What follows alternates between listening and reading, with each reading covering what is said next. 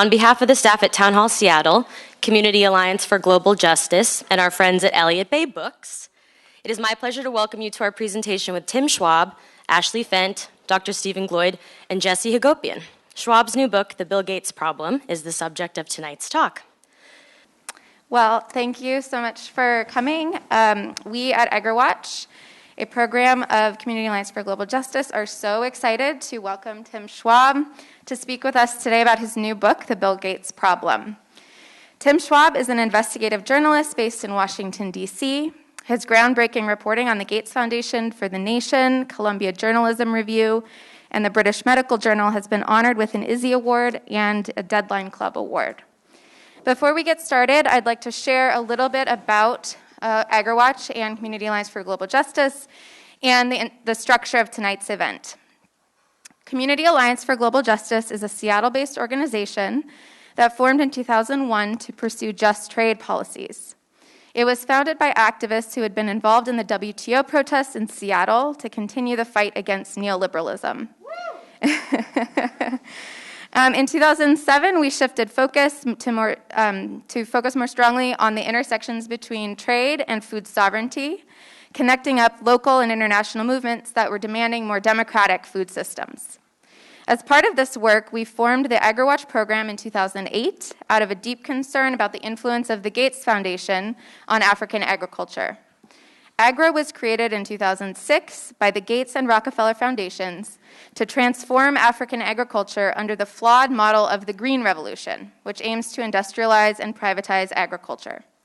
The name AGRA originally stood for the Alliance for a Green Revolution in Africa, but after long-running criticism of the organization and the Green Revolution itself, they dropped it from their name and now use AGRA as a standalone acronym. Even though AGRA was created by wealthy U.S. foundations and is registered in Olympia for tax purposes, AGRA has branded itself as quote-unquote African and has mobilized numerous governments, including the U.S., to invest taxpayer money in its initiatives.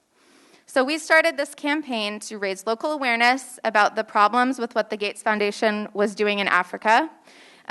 Over the years, we've partnered closely with African farmers' movements, including the Alliance for Food Sovereignty in Africa, the continent's largest civil society movement, representing over 200 million small-scale food producers. We are proud to be a member of AFSA and partner with them in our campaigns and projects, including our short film series, Rich Appetites: How Big Philanthropy is Shaping the Future of Food in Africa. We have closely followed Tim's reporting on the Gates Foundation and have read and cited many of his articles in The Nation, so we are so excited to see this culmination of his work in print, and we hope that it begins to shift the tides in more critical portrayals of the highly undemocratic work of the Gates Foundation and its unearned power in shaping local and global priorities. So now let's jump in to hear from Tim about his book. Thank you again so much, Tim, for joining us all the way out here in Seattle. So for those who may not have read the book yet, can you tell us what is the Bill Gates problem? Thank you for having me, and thank you everyone for coming out tonight. So the Bill Gates problem, it really boils down to extreme wealth and inequality. When we allow people to become this obscenely wealthy, as Bill Gates is, last I checked, his estimated wealth was $120 billion. And that's more money than he needs, more money than he can spend on himself. So when we allow people to become this wealthy, we know how they'll use their money, which is for political purposes. This is how money in politics works. If not through campaign contributions, if not through lobbying, then through philanthropy. And that's what I'm arguing in this book, is that in the hands of someone like Bill Gates, philanthropy is another tool in the billionaire's toolbox to gain influence. It's not so much making charitable donations as it is buying influence. The Gates Foundation today, Bill and Melinda Gates, they'll fly all over the world, meeting with elected leaders, shaping government priorities and government spending. Billions of dollars, public funds are flowing into the Gates Foundation's charitable projects. The lives of billions of people are shaped today by the work of the Gates Foundation, as are the bottom lines of major multinational companies with whom the Gates Foundation works. Every year, Forbes puts out a list of the 10 most powerful people in the world, and they almost always have Bill Gates on that list. So he is a very powerful, not just a very wealthy, but a very powerful person. It's not just me saying this. And the Gates Foundation is a very powerful organization that needs to be held accountable. And can you tell us what compelled you to start investigating the Gates Foundation in the first place and then ultimately to write this book? I forgot to mention one thing, which is that this book is about Bill Gates and the Gates Foundation, but it's also a case study. Hundreds of other multi-billionaires have said they're going to follow Bill Gates' footsteps into philanthropy. They've pledged to give most of their money away. So the prospect of hundreds of billions of dollars, or maybe $1 trillion coming down the pike from the Mark Zuckerbergs and the Jeff Bezos of the world, is that cause for celebration, or is that cause for concern? What it portends is a future, a political future in which climate policy, public health, public education, how we regulate artificial intelligence is increasingly going to be the province of a small group of super rich individuals from the technology sector. So the question was, why did I get interested in this book? So I come to this book not as a scholar, but as a journalist. And the job of journalism, that's what they teach you in journalism school, is to afflict the comforted and comfort the afflicted. So if that is your job, to afflict the comforted, then Bill Gates and the Gates Foundation should be among the most challenged, most scrutinized individuals and institutions in the world, but they're not.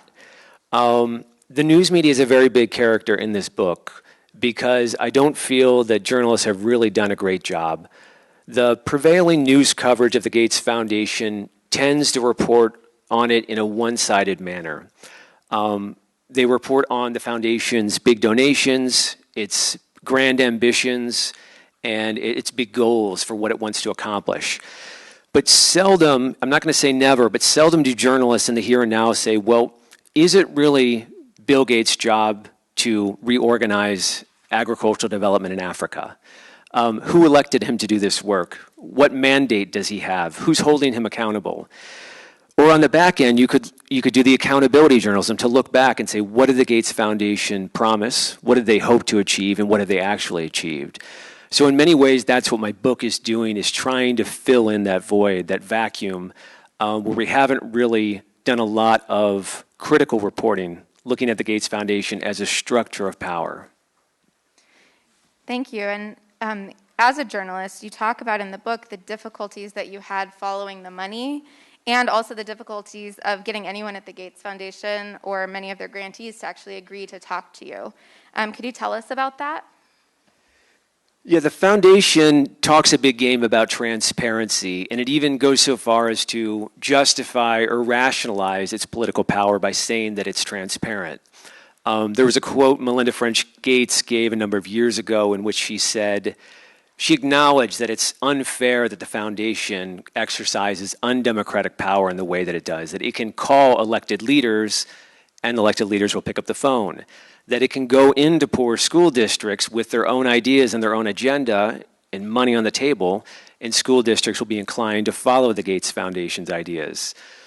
But, Melinda French Gates said, that exercise of power is justified because the foundation is transparent, because it has no secrets, because you can ask it questions, you can follow the money.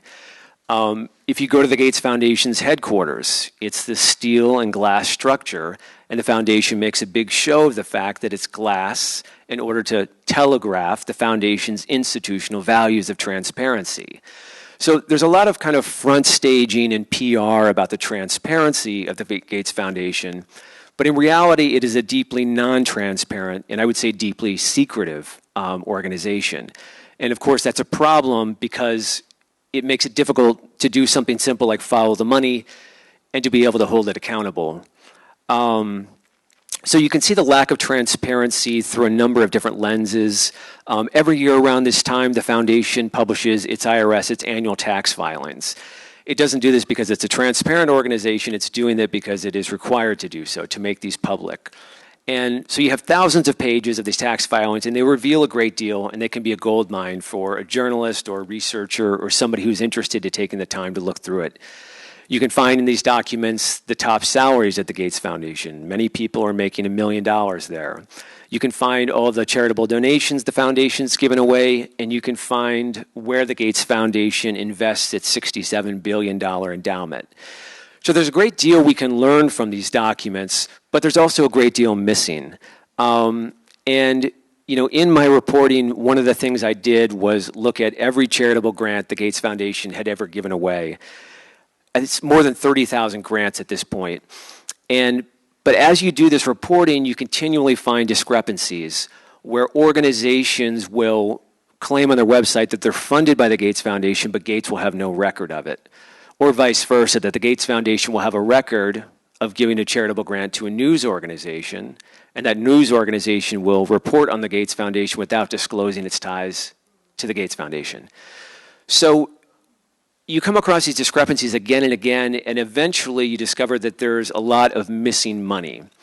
And I can get into the details if somebody wants to know the finer details of it. But there's billions of dollars that the foundation is spending to advance its agenda and its priorities that we can't know the destination of the money. It's not disclosing the recipient of the funds. And if you can't do something as simple as follow the money, then it's really hard to draw a circle around its influence to know who is and who isn't funded by the Gates Foundation and how it's, the mechanics of its power, how it's actually exercising power. There's a whole book a whole chapter in the book on transparency. I think it's a really important theme to think about.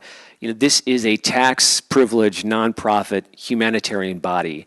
We should have no trouble following the money at the Gates Foundation. We should be able to ask the Gates Foundation questions, and they should be eager to respond. Before I published my first article about the Gates Foundation or established myself as a journalist who would put a critical lens on the foundation would never sit for an interview. Not Bill or Melinda Gates or anyone at the foundation would sit for an interview. I've talked to other academic scholars and journalists who have approached the Gates Foundation as investigators, asking tough questions. And not universally, but many of them have the same experience, that the Gates Foundation isn't really willing to engage with critics, with outside criticism, with critical perspectives, with people who are really challenging the logic of the foundation and how it operates.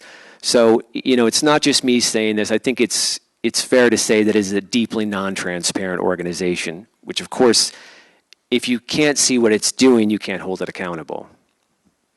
And as you were tracking some of where that money goes and all of the contracts and agreements that the Gates Foundation has, you, in the book, talk about some of the massive conflicts of interest around pharmaceuticals and vaccines. You state that the Gates Foundation, quote, is not just a friend to Big Pharma, it is Big Pharma, end quote, and that according to one source that you spoke to, quote, Bill Gates is actually trying to create the world's largest pharmaceutical company, end quote. And you back this up through detailed analyses of the foundation's manipulation of the market, its acquisition of intellectual property rights. Can you explain this a little bit more? How does that work? Yeah, it is stunning the level of influence that the Gates Foundation now exercises in private markets. So the foundation is making charitable donations to private for-profit companies. It's providing seed money to create new startup companies. It's sitting on boards of directors of private companies. When it makes charitable engagements with private companies, it has a licensing agreement that allows it to license the technology that these companies produce with the foundation's funding. So it's an extraordinary level of influence for a nonprofit philanthropy to have in private sector development. And where this gets difficult is, so the rationalization of it from the Gates Foundation's perspective is that the diseases it works on, for example, like malaria and tuberculosis, pharmaceutical companies can't make money producing drugs, vaccines, diagnostics, because who gets those diseases? Poor people. So this is a market failure. So the Gates Foundation says, well, it can step in and it can correct the market. It can help fund new TB drugs, a new malaria vaccine.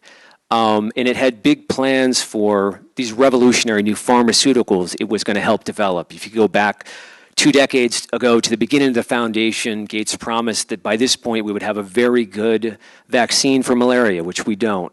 It promised, really game-changing innovations around tuberculosis drugs.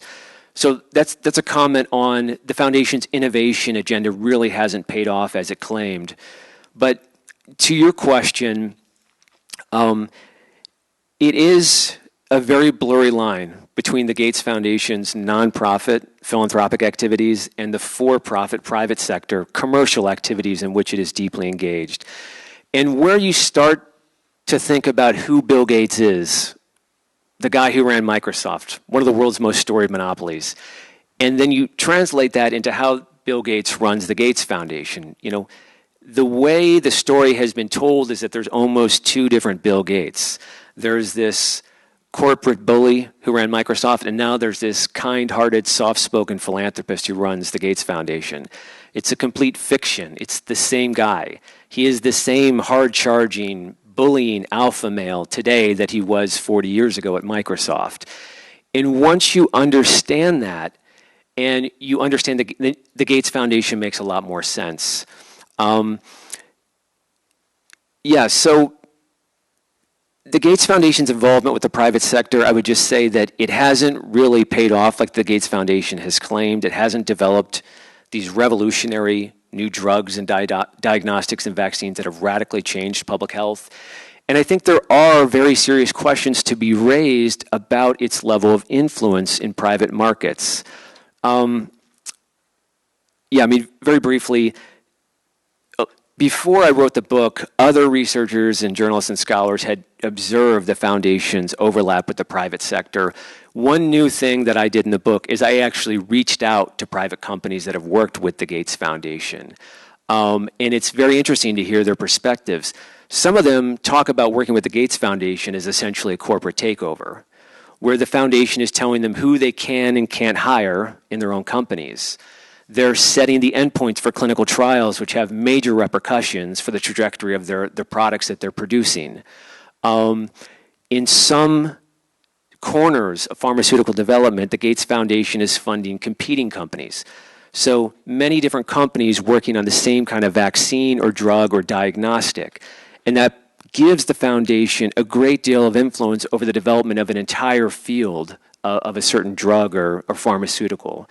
So I think there's questions we should be raised about the propriety, the appropriateness of this activity, and also whether it's really, is it, the big picture question is here, is this charity that's deserving of the massive tax benefits that the Gates Foundation gets, or is this really commercial activity that should be scrutinized the same way that we scrutinize big pharma, should be regulated, should be taxed?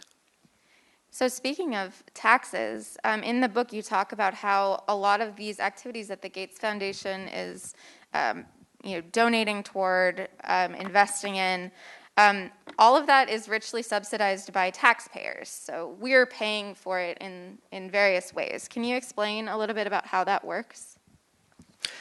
It happens in a number of different ways. One is that Bill and Melinda French Gates, they donate money from their private wealth to their private foundation, where they continue to control how the money is spent. But in doing so, they've avoided a massive tax bill. The money that most of their money, of course, is invested in stocks and bonds, which would be subject to a capital gains tax. And when they die, it would be subject to an estate tax. So they're avoiding billions of dollars than taxes that they would otherwise pay by donating the money or the funds or the stocks or the bonds to the Gates Foundation. And tax scholars widely describe this as a tax subsidy, that the Gates Foundation is spending our money, so we should have that should be a trigger for accountability. We should have some say in how the money is spent, some transparency around the money, some checks and balance, or maybe we should get some credit for any good deed done with the money. That's one of several tax benefits. Once that money is in the Gates Foundation's bank account, which today is $67 billion, that money is invested into anything and everything. Over the years, journalists and scholars have pointed to it having investment in pharmaceutical companies, in fossil fuels, in arms manufacturers, agrochemical companies. And so the foundation most years is generating billions of dollars in revenue. It's, in some respects, you could just look at it as a huge investment bank. That billions of dollars in revenue is currently subject to 1.39% tax. So it's essentially tax-free revenue. So that's another major tax-saving, tax benefit. And then lastly, much of the Gates Foundation's charitable work is organized as public-private partnerships, which are very heavily funded by us, taxpayers, the public. Yeah. Yeah, and I think, as I was reading your book, I found it really interesting how Bill Gates and the Gates Foundation kind of continually transcend scrutiny. So you cite journalists, academics, and many others who have at various stages of Gates' career tried to bring attention to his abuses of power, all the way from the Microsoft antitrust case to the Epstein scandal. But he always somehow manages to come out unscathed. Could you tell us about why that is, and if you think that we're now seeing kind of a change in public perception of Gates and the Gates Foundation? I do think that Bill Gates has reached the very zenith of his philanthropic career, and right now, I think he definitely took a hit on the world stage, his moral authority, with the divorce from Melinda, the many allegations about misconduct, which Bill Gates denies. There were allegations about misconduct with female subordinates at both Microsoft and the Gates Foundation. Bill Gates denies this. And a very hard-to-explain relationship with Jeffrey Epstein. All of these stories, these kind of personal scandal stories, came out in succession, and I think that did diminish his moral authority on the global stage. At the same time, the Gates Foundation is getting bigger and bigger. Right now, it's $67 billion. Next year, it'll be even higher, I'm sure. And as long as the Gates Foundation's checkbook is open, I think many people are persuaded by a kind of ends justifies the means rationale. Thinking of all the good that can be done with this money and overlooking the flaws of this man or criticisms of the undemocratic way that it exercises power.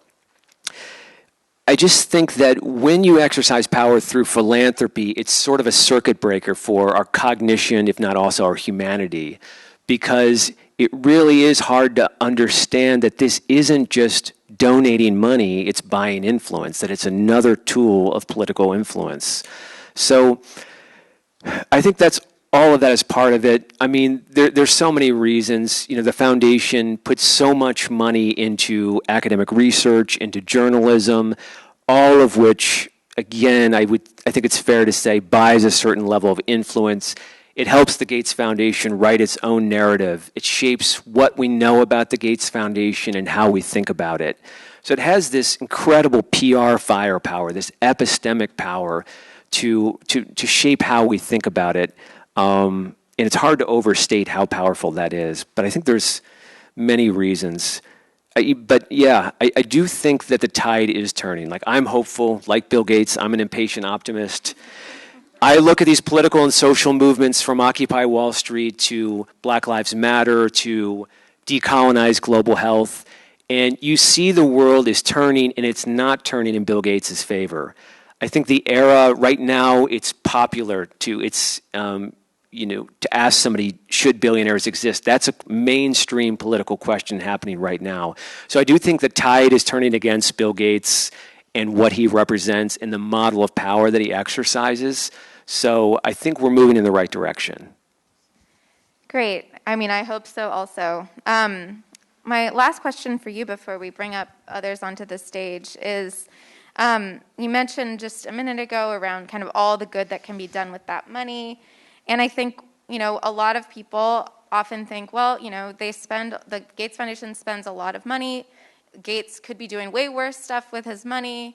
Isn't this a good thing that they're at least doing something? And in the book, you talk about the kind of lives saved rhetoric that the Gates Foundation themselves puts out around, how many lives all of their investments have saved, even if there are some problems or some failures. Could you tell us a little bit about your position on that? Kind of, does the good outweigh, or, how could the good outweigh the bad? Could you tell us about that? Yeah, so at this point, the foundation has pledged $80 billion in charitable giving. And of course, people have been helped in some places and sometimes by this funding. And of course, this money could help other people. And it's very easy to get drawn into this idea that what's wrong with Bill Gates fighting malaria? Isn't he giving away donations, helping poor people get donations? Isn't that saving lives? And of course it is, but only through a very superficial analysis that doesn't consider the counterfactuals, that doesn't examine the opportunity costs and the collateral damage that come with the Gates Foundation's power. So if you think about, I mean, and you could take, this is the strongest example. We'll hear later in the panel from about Gates' work in agriculture and education, which I think they have way more misses than hits. But if you look at the strongest example from the Gates Foundation, is its work in public health, global health, which means public health for poor people. The foundation is doing things like delivering vaccines, and vaccines do save lives. They prevent disease, they improve lives. But that's not the totality of public health. Pharmaceuticals is not the entire shebang, but that's Bill Gates' idea of public health, is delivering pharmaceuticals. Or that's certainly the priority of the Gates Foundation. And in the book, I talk to people at fancy institutions with fancy degrees that say that Gates' narrow focus on pharmaceuticals, on biomedical technology, is doing more harm than good. I mean, if you think about a given disease, and you think about think really broadly about public health or any public policy, you want these organized through a public process and democratic decision making. And what Bill Gates and the Gates Foundation can do is, as private actors, as a private foundation, tip the scales of democracy in favor of his own narrow idea about how to approach any given public policy. So within public health, it's not just, it has to be a more complex analysis than just vaccines out, lives saved, which is sort of the way that the Gates Foundation reduces things. You know, there are non-pharmaceutical approaches to diseases that involve, building clinics, training doctors, building roads to help people get to clinics, building up health systems. Even within a pharmaceutical-focused approach, which is the sort of Bill Gates approach, you could work with the pharmaceutical companies, which is what the Gates Foundation does, partnering with them on humanitarian projects, or you could challenge pharmaceutical companies. You could shame and embarrass them for having these vaccines and drugs that right now could be saving lives, but that are inaccessible because they're so expensive. And there are so many, through this decision tree where you're looking at just this one area about public health, of all the different places where democracy should be at play, and where the Gates Foundation can act in an undemocratic way to shape priorities and shape agenda. So I think at the end of the day, that's how we really have to think about this, as the Gates Foundation being a political organization that is fundamentally an anti-democratic organization. And it's not that we should criticize it or oppose it simply because it's anti-democratic, but also because it's not particularly effective or efficient. Yes, the Gates Foundation is helping get vaccines into the arms of the global poor, but there are arguably far more efficient and effective ways to do that, like challenging the big pharmaceutical companies that have patented monopoly control over these, that refuse to share their vaccine technology. Thank you. So I'd like to invite Stephen Gloyd and Jesse Hagopian to join us on stage. Jesse Hagopian here has a long career in education, having taught for over a decade at Seattle's Garfield High School. He is an organizer with the Black Lives Matter at School movement and editor of Rethinking Schools.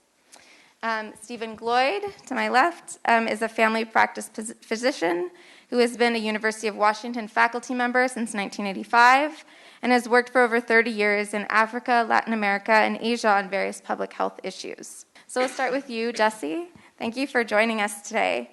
Could you share with us what Gates' impact has been on teachers and how he's worked around teachers instead of with them? Yeah, absolutely. Thanks for the introduction.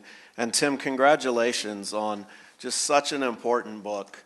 As someone who spent a lot of my life trying to fight against everything Bill Gates has done, it's incredible to hear this analysis being put together with all the different tentacles he has around so many aspects of public life that he's strangling. So this is such an important book, and I wish you all the best on the book tour and getting this information into people's hands, because I think once people understand just how destructive a force the Gates Foundation has been, it will really help empower us to organize a struggle for democracy, because I think perhaps no single force in America has been more destructive for public education than Bill Gates and the Gates Foundation.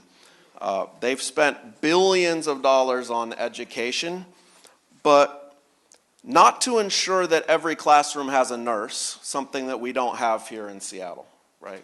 Every school does not have a nurse every day during a global pandemic. So if you wanted to make a public health intervention and an education intervention, that would be the very first thing if that's what you really cared about, right? He hasn't spent this billions of dollars to give us school psychologists in a time when mental health of our young people is deteriorating dramatically. He hasn't spent it to lower class size or to deliver culturally relevant or anti-racist curriculum. He's been glaringly, right, deafeningly silent on this whole banning of critical race theory, banning of anti-racist education all across the country. Someone who's been so talkative about education year after year after year is suddenly silent when a law is passed in Florida that makes it a felony, a 5-year jail sentence, if you get caught with the wrong book about race or gender in your classroom, right? The official curriculum in Florida says that slavery was, quote, of personal benefit to black people. The official state curriculum, and yet Bill Gates, who has been involved in education debate for decades now, has nothing to say about that. So his billions has actually been invested into education policy, right? And towards a very narrow set of policies that favor the free market, that favor privatization, that favor private corporations. And after his many decades of investing these billions of dollars, they kind of shrugged and said, well, you know what, it didn't work. They admit, the Gates Foundation, Bill and Melinda, they admit it really hasn't helped the children they thought it would help. And we've been saying that all along, that far from just not helping, it's been destructive. And I just want to highlight a couple of areas where it's been most destructive. The first is his obsession with high-stakes standardized testing, right? He said we need to measure teachers by the scores of their students, which led to this massive shaming and blaming of teachers for the underfunded schools in our country. He helped to fund the Race to the Top initiative that wanted to tie teachers' pay to test scores, and states that would do that then got financial incentives, right? And because of Gates's work, the average student now in the United States takes an outlandish 112 high-stakes standardized tests during their K-12 career. You know, I took one in 3rd grade, then took one in middle school, then took a couple in high school, right? Today's students are taking them like every month, these scores that are being used to label, shame, and sometimes are tied to very high stakes, like even regardless of your GPA, not being able to graduate because of one test, right? And I would just say that the same kind of logic that underpins the idea that high-stakes standardized testing would somehow usher in an era of quality education is the same kind of thinking that you'd have to have if you found a child in the Arctic Ocean, you pull them out of the ocean, and then you begin to take their temperature. And then you take their temperature again, and again, and then you take it again, and you take it 112 times before you decide that something needs to be done. Conversely, educators say if you pull that child out of the Arctic Ocean, you would need to dry them off and wrap them with a blanket. Or, if the analogous situation in schools, provide wraparound services, the health care, the psychologists, right? The after-school tutoring, the mentor programs that we know are what it takes to support children, right? These are the things that he won't invest in. Instead, he's invested his money into charter schools, right, which is about privatizing public education. His largest donation ever was to, after voters in Washington State voted down charter schools over and then over again, invested an immense amount of his largest donation ever to a campaign, and just barely got it passed, just over the 50% margin. And this has been all about how do we get public taxpayer funds into private hands that run unaccountable charter schools that have been shown by many, many studies to not outperform public schools in any measure. In fact, they're more segregated and have more disproportionate discipline against black and brown children.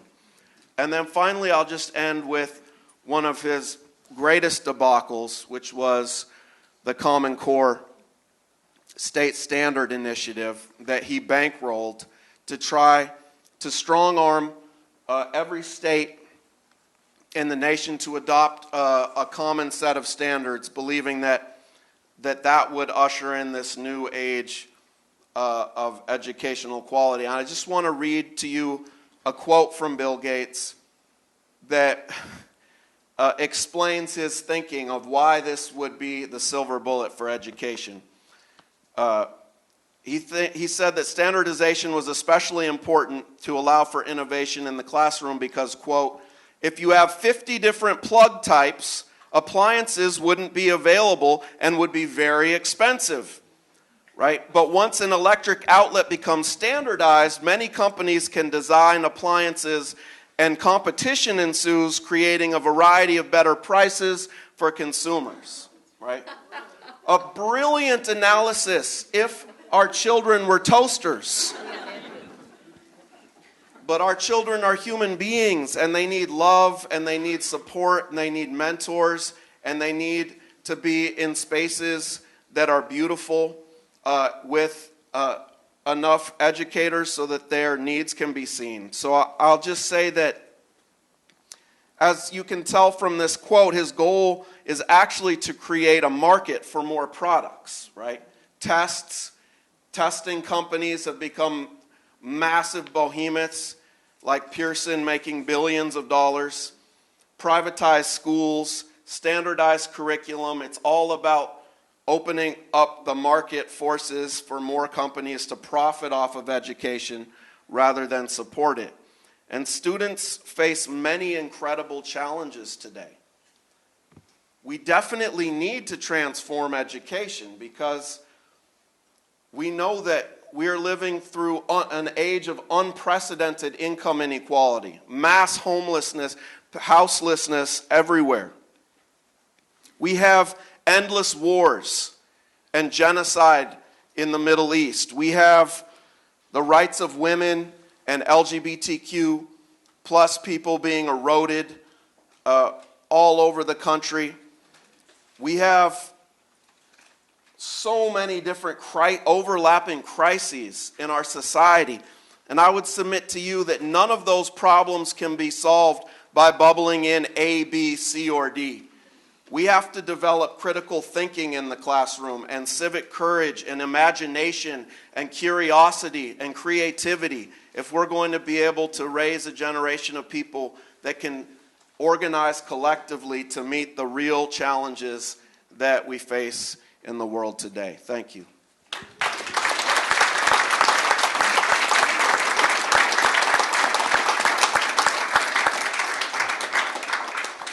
Thank you so much, Jesse, for your commentary and for your tireless work in this battle as an educator and an activist. And we will come back to hear in the kind of take action closing section of the presentation today about kind of what you all can do to support some of the efforts led by educators in this movement.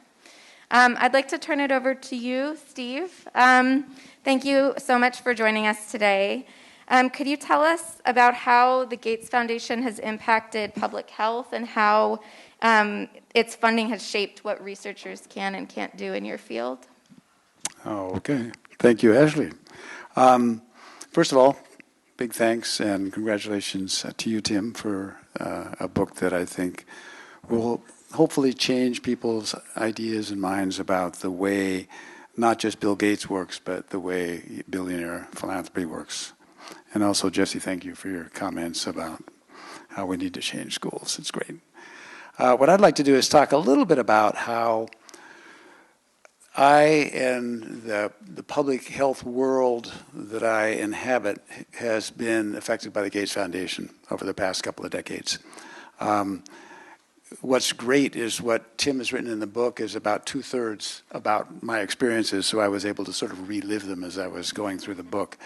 But the first thing I think is important to say is that the Gates Foundation has been very generous to the University of Washington, to me in terms of some grants that I've gotten from the foundation, and that's very much part of what you say about the way that they do work, is that they are generous. They do make people reluctant to go against what the foundation is doing. They built a couple, like 4 buildings on campus that are state-of-the-art, beautiful buildings. My office is in one of them. They have these projects that help fund students. They fund faculty members. So people tend to be kind of indebted to the foundation. Most of the funding goes to disease-specific interventions, as Tim, you've said. Vaccine, drugs, diagnostics, family planning, preventive strategies, all that kind of stuff.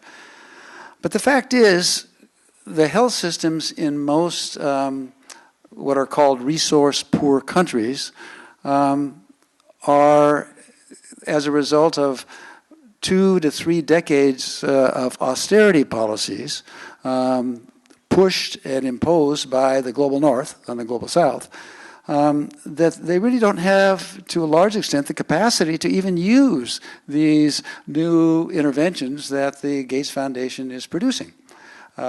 So they're doing some great work. It's great to have new vaccines. It's great to have new diagnostics. And in fact, the people who work at the Gates Foundation, everybody I know who works there, they're great. They're really good folks. I think the problem is, as you've stated, is the leadership of the foundation and how it obstructs and subverts some of the issues that are really critical in global health. One of those is the whole idea of the social determinants of health, and you've talked about that.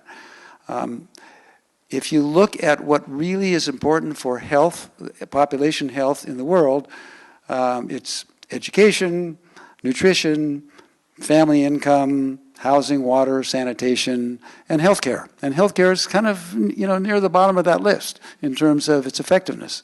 And if you look at actually the studies that have been done, including by people who work with the Gates Foundation, that over 50% of all childhood mortality, which is a good indicator of population health, is attributed to education alone, just education alone.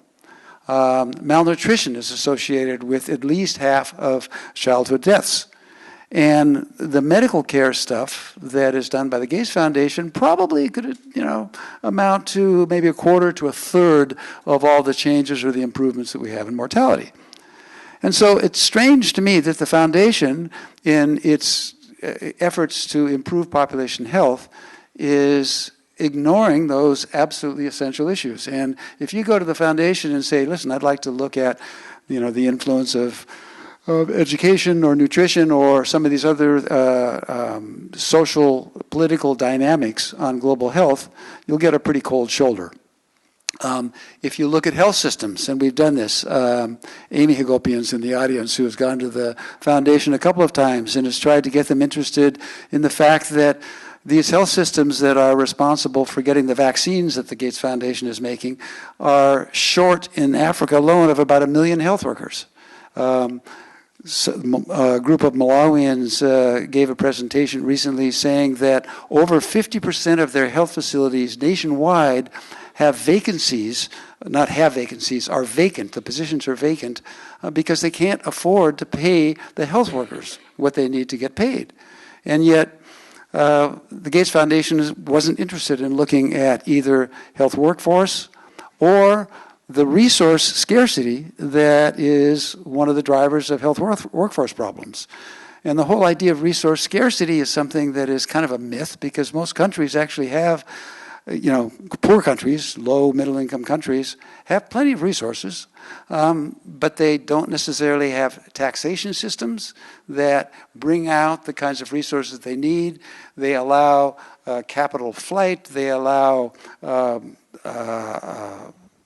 tax evasion or tax avoidance. And one of the major sources of that tax evasion and avoidance is the enabling that occurs right here in this country. As a matter of fact, the number one tax secret haven in the world is the United States because of the laws of North Dakota or Delaware or Nevada. So those are the kinds of things that make a huge difference in the ability to address some of the issues in global health, whether it's the social determinants of health or whether it's the health systems, and yet there's no effort on the part of the foundation to really look at those issues, which it could well do. But it's not really clear that they even have the mandate to do that because I think, as you've said, Tim, this is not really where they're going anyway. There's a different agenda of the foundation. It is interesting, though, that on a book on Gates, where you discuss global health, you're one of the first people who has talked about the importance of taxation in global health. It's just fundamental. You've got, taxation is important for education as well. Fair taxation.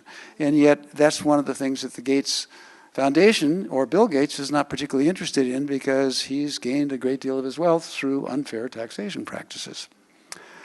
And then there's finally the issue of patents. And you've talked a great deal about patents and the fact that that Bill is pretty obsessed with patents. Let me just share a story that came about from the Global Fund for AIDS, tuberculosis, and malaria, which the Gates Foundation actually had a substantial role in funding in the first couple of years and still funds quite generously. The Global Fund came about at a time when the AIDS epidemic in this country was transformed by the advent of triple therapy, 3 drugs that would be taken at once, which essentially took the mortality of what was 100% mortality, that is, everybody who got HIV pretty much died after a period of time, to very low levels of mortality, but it cost $50 a day. And people in the global south couldn't afford it. In 2001, an Indian pharmaceutical company called Cipla came up with a combination drug of all 3 drugs in one pill that would be taken twice a day that cost $1 a day just by making it a generic. And that suddenly made it possible to conceive of the fact that you could treat everybody in the world who was at that point dying of AIDS. And when I was working in Mozambique at that time, about 1/3 of the population was infected with HIV, which meant a death sentence for everybody. And with the Global Fund coming about, the Global Fund essentially came about because of the pressure of lots of non-governmental organizations and other groups that were forcing governments to say, listen, we can treat it, it's time to treat it, let's make sure that the resources are available.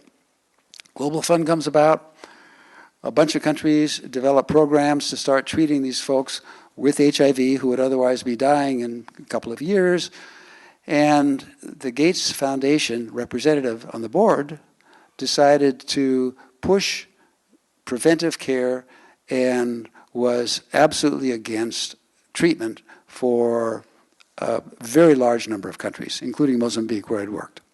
And the Mozambique rep to this group basically told me that they had a very well-developed plan for universal treatment of HIV, and it was completely nixed by the Gates representation and the Global Fund because they had so much influence. I was pretty upset about that, and so I called the Gates Foundation head at that point, guy who was a personal friend, and I asked him, what was going on here? Why would the Gates Foundation, when the money exists, when the drugs exist, why would they go against a country that had a very viable plan for universal treatment? And his response was very quick, and he said, Bill has an absolute resistance to any infringements on patents. And my personal estimate, which is just a guesstimate over the influence of that particular decision, was that somewhere in the hundreds of thousands or millions of people didn't make it through that year until finally things changed and treatment was available.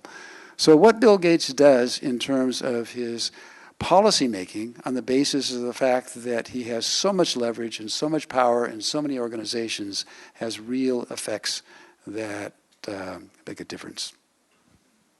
Thank you so much, Steve.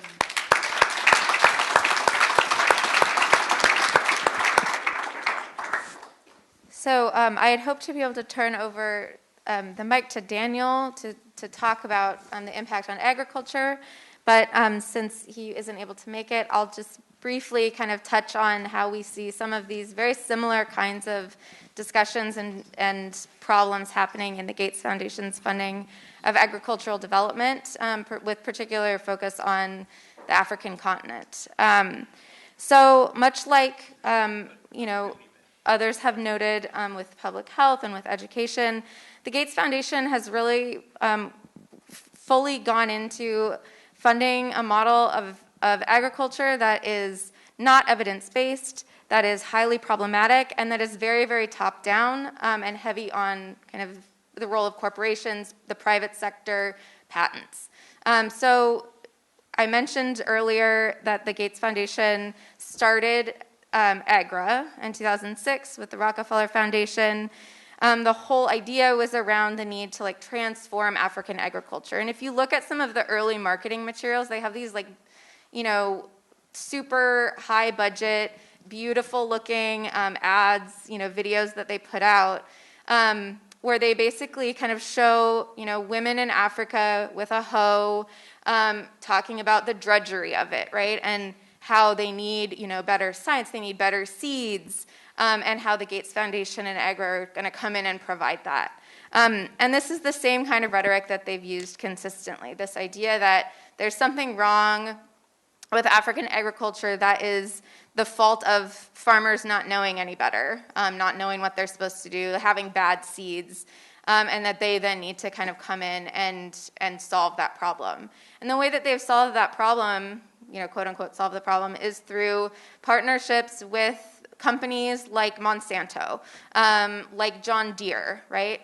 Companies that are heavily invested, and of course Monsanto is now owned by Bayer, right? So now many of their programs are with Bayer instead.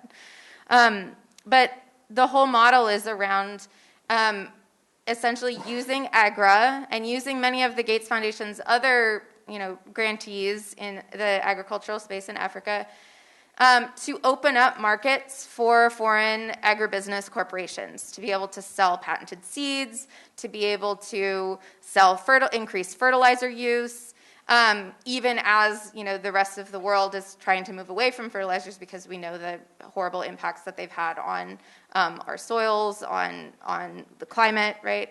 And so what a lot of these institutions have done, they've abjectly failed to actually improve productivity, to increase farmer incomes, as was promised.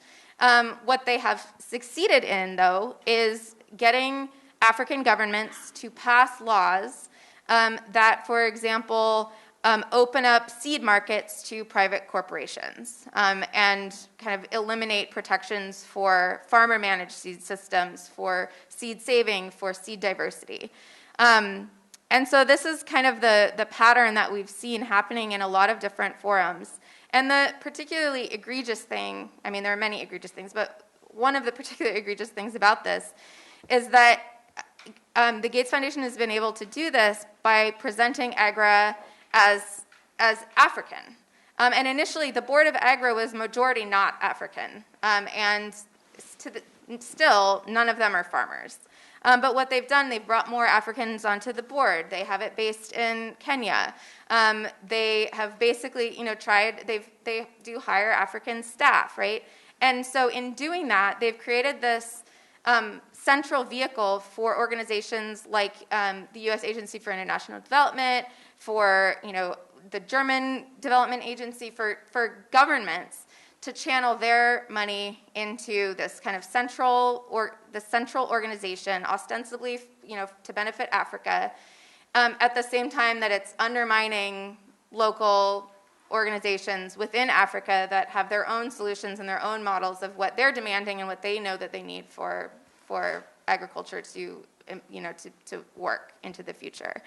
And just to kind of, make one point also on this note is that I come to this as, having been involved in AGRA, but also having training in African history and having spent a lot of time doing research in West Africa. And so when I was reading this book, I was kind of struck by some interesting historical parallels.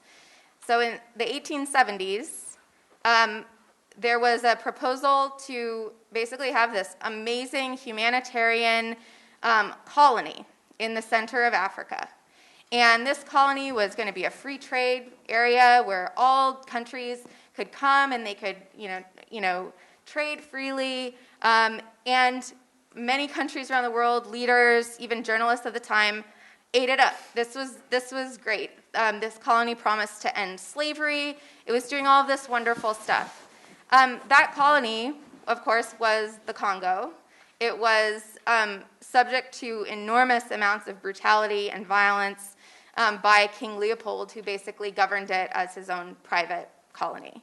And I'm not saying, just to be clear, I'm not saying that Bill Gates is a mass murderer. But what I am saying is that there are often terrible things and very deeply problematic colonial violent things that happen under the guise of humanitarianism, particularly if we don't interrogate it. And so I think that, much as what happened in that instance, there were journalists, there were people, investigators, auditors who actually went on the ground, looked at what was happening, and exposed it for what it was. And I think that that is so important and I see that happening in this book, is that we're confronting Bill Gates's power, we're confronting the power of the Gates Foundation, and we're interrogating what actually is happening. And in many cases, it is a deeply colonial, neo-colonial model of quote-unquote development that just kind of reproduces many of the same structures that have led to impoverishment in much of the world, and in fact, exacerbates many of those processes through monopoly capitalism, patenting, manipulation of government laws.